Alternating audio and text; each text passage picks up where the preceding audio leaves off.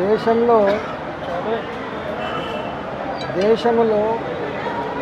అశాంతి లేపాలని, కలిసిమెలిసి ఉండే ప్రజల మధ్య వైషమ్యాలు సృష్టించాలని, డీస్టెబిలైజ్ చేయాలని చెప్పి ఏ మూర్ఖపు ఆలోచనతో పనిగట్టుకొని పగడబందీగా కావాలని ఆలయాల మీద దాడులు జరుగుతాయి. ముత్యాలమ్మ ఆలయం, ఇవాళ కట్టమైసమ్మ ఆలయం, అంతకుముందు పదుల సంఖ్యలో హిందూ దేవాలయాల మీద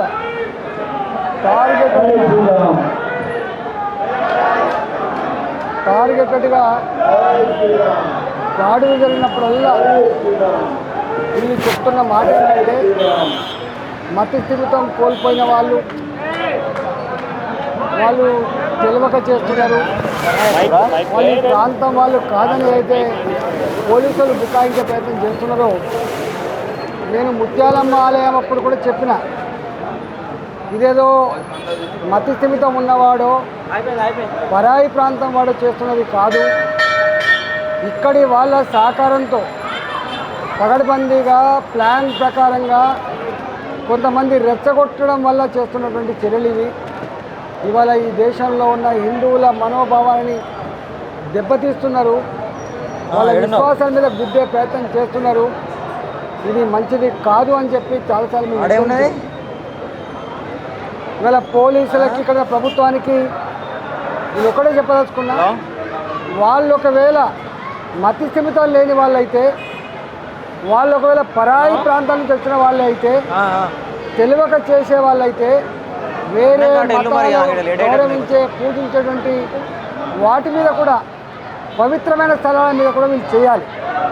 కానీ ఏ మతాల పవిత్ర స్థలాల మీద ఈ దాడి జరగదు, ఈ అపవిత్రమైన కార్యక్రమాలు జరగవు.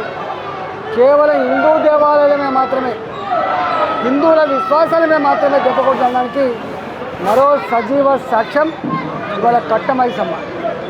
ఇక్కడున్న పాలక మండలి, లక్షలాది మంది ప్రాంత ప్రజానికం అంతా కూడా శుద్ధి చేసే కార్యక్రమమే కాకుండా అపవిత్రమైనటువంటి ఆలయాన్ని ఇవాళ పవిత్రమైన ఆలయంగా మాత్రమే కాకుండా ఇవాళ రిపీటెడ్గా నిరసన కార్యక్రమాలు చేపడుతున్నప్పటికీ కూడా ప్రభుత్వం ఏదో అరెస్ట్ చేసినాం, మేము జైలు పాలు చేసామని బుకాయించే ప్రయత్నమో తప్పించుకునే ప్రయత్నం చేయొద్దు. ఇలాంటి వాటి మీద సమగ్రమైన విచారణ జరిపించి దీని కారకులు ఎవరు, దీన్ని ప్రోత్సహిస్తున్న వాళ్ళు ఎవరు, దీన్ని ప్రేరేపిస్తున్న వాళ్ళు ఎవరు, దీనికి ఫండింగ్ చేస్తున్న వాళ్ళు ఎవరు, దీన్ని ఎన్నుకున్నటువంటి పెద్దలు ఎవరు, అవన్నీ కూడా బయటికి రావాల్సి ఉన్నది.